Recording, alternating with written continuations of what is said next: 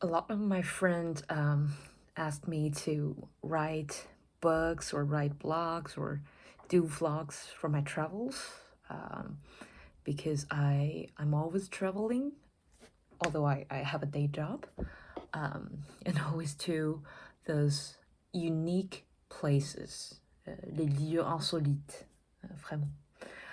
And I'm very lazy because I'm not a very expressive person. Um, but because I travel alone, because I always do a lot of homework, because before I go to any place, I read books, I do research, etc., etc. So I very frequently manage to have some really unique experiences. Um, they're just magical. And before I break my leg, I would probably not seriously uh, record things in a systematic fashion. So what I'm thinking is just record me talking uh, about some really wonderful experiences. I'll try to do it in a chronicle order. Mm, uh, because firstly, I'm sure that for the unique experiences that I'm about to talk about, I would never forget them. I would never forget them. Um, my memory is pretty good. I might not remember all the small things. Uh, Sometimes maybe not all people's names, but yeah, for important things, I just never forget. Okay, so special things. I will start with Georgia. That was in Tbilisi. I was doing some urbex. And by the way, my experience in Georgia was really one of the best urbex experiences that I've ever had. Um, so that's how I know that the ex-Soviet countries are paradise for this activity. So back to Georgia, I was doing some urbex explorations, and that place was an abandoned auditorium of a not abandoned university. So the auditorium was abandoned, and it is attached to a residential building. And this residential building was the shabbiest residential building that I've ever seen. Um, on the by the staircase, there were almost no windows, and there were no handrails on a lot of floors on the staircase, and they just used some wooden boards and stuff to kind of seal the window and to block the stair. Yeah, to do something like a handrail to act as a safety measure.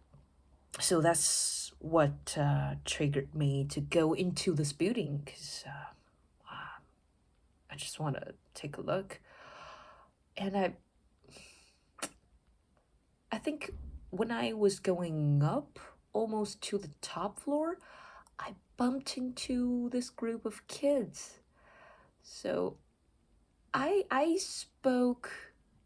By then, I didn't even start with my Russian, so I was just English. Of course, they don't speak any other languages that I speak.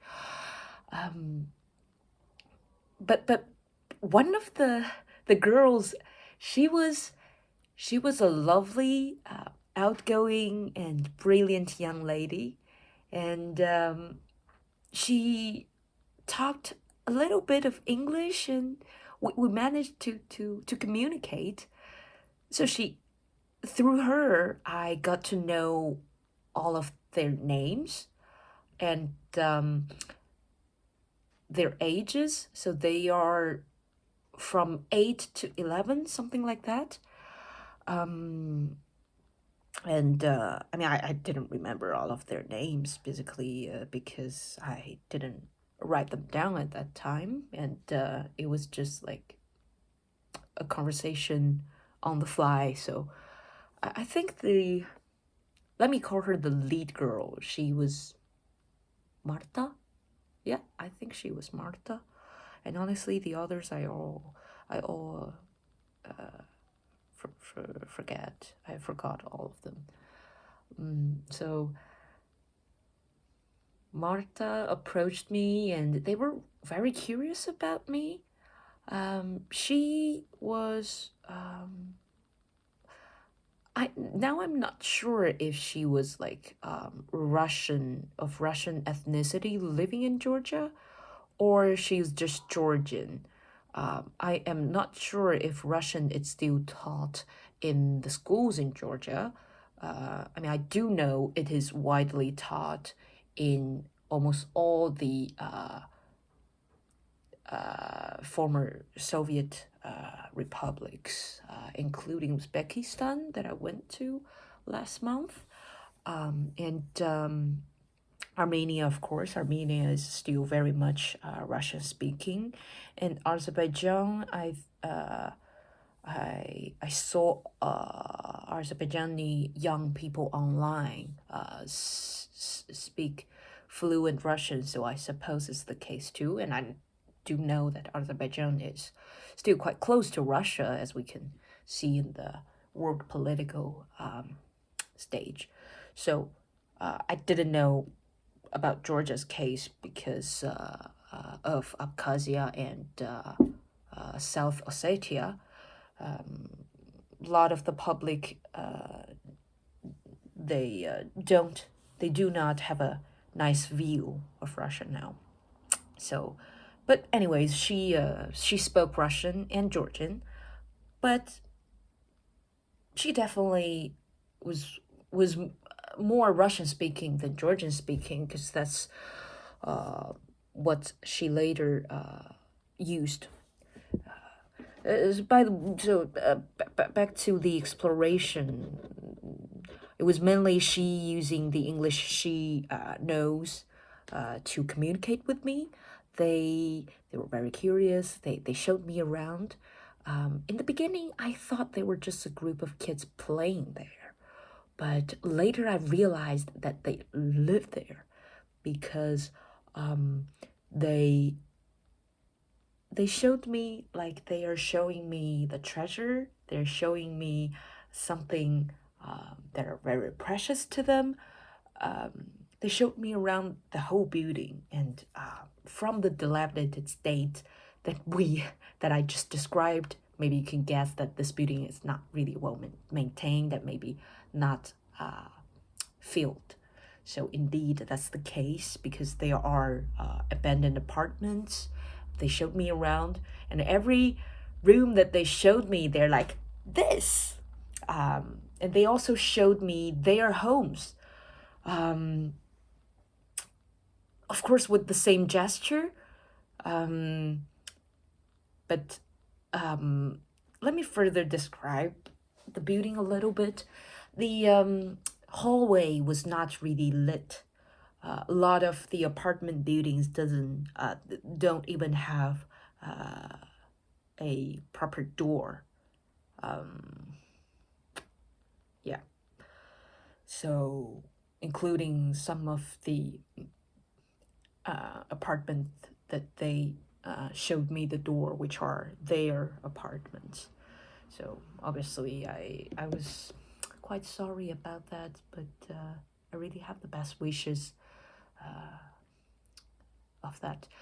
Anyways, so they showed me around the whole building from the top to the bottom, and they also showed me the auditorium again, which I explored already, but I still, we can't really communicate. I can't really say that I've already been there.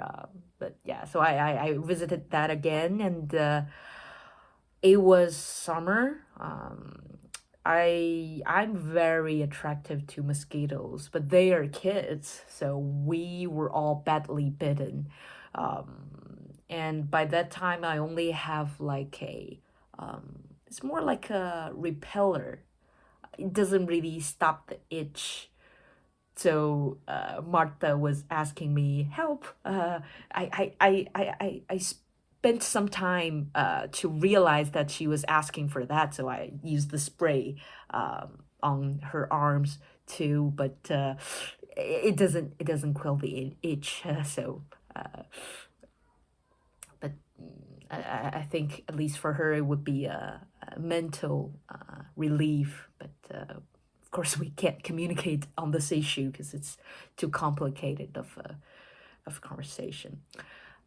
Yeah, so they showed me around, very enthusiastic.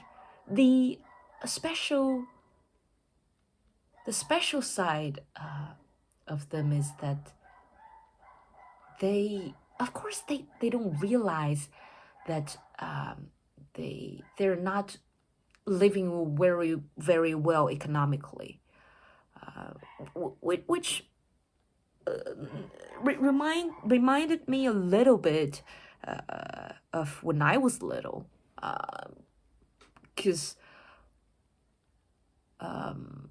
I basically my childhood was kind of in poverty as well, and the Chinese society is very much snobbish, something like that. It's like normal people, they really look up to rich people. So it's quite normal for people to show off their wealth, even among teenagers. But I really, really remember that up until I was, I don't know, 12, or at least when I was in junior high, I didn't have the notion of rich or poor, and I was quite happy. I was never ashamed of my poor family or anything. Because, yeah, basically after my parents' divorce, it was basically my mom. And I remember one of the winter I lived with my mom in our old apartment, and we didn't even pay for heating, and that's the north of China, so it could get quite cold. So yeah, that's how I know. I mean, that they are truly just joyful kids, but they play. I I did feel sorry for them that their playground is a semi-abandoned residential building and a totally abandoned auditorium. That's their playground, and they don't know that it's not a nice playground, shall I say? But I guess it's because of their kindness.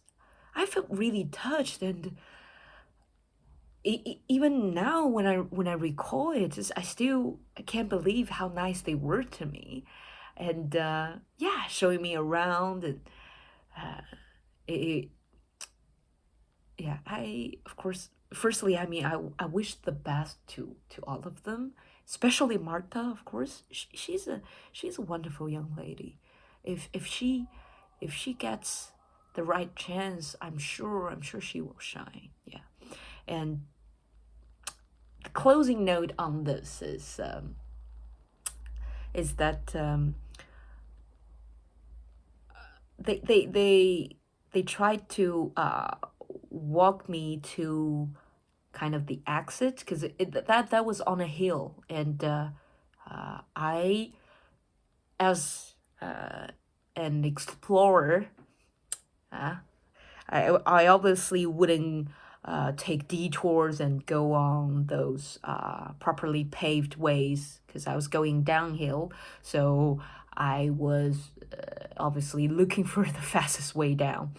And Marta, she walked me kind of to the entrance of a trail, and she said to me, she was about to say something to me, and I felt that I should know this, so I recorded it, and later when I exited Georgia and went to Armenia, there was a random morning. I was just like asking somebody for help if they understand Georgian or Russian because I didn't know what language she was using. I didn't know any Georgian nor any Russian at that time, and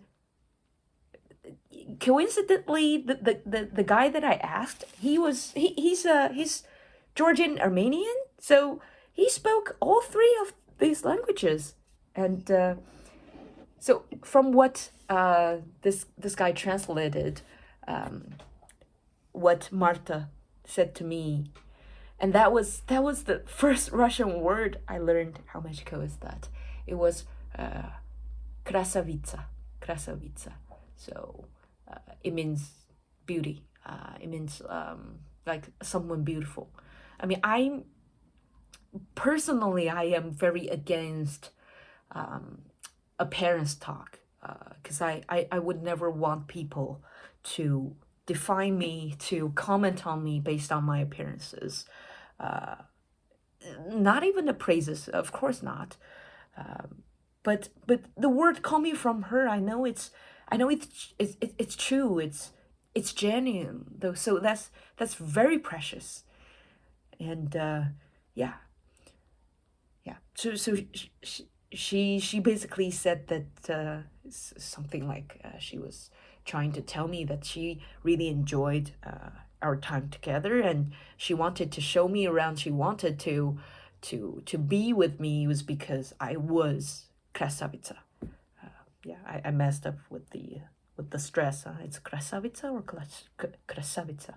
Yeah, whatever.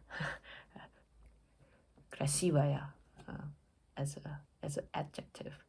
So yeah, later when I tried to learn Russian, this words, of course, it's not difficult to me at all.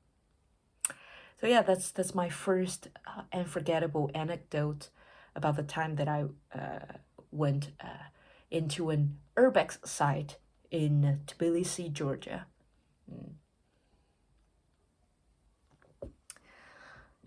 The magical thing about this is I don't know if I will ever see her again. I know I would love to, but I'm also quite sure that I probably won't have the chance. So yeah, you will never get this type of experiences when you travel with someone.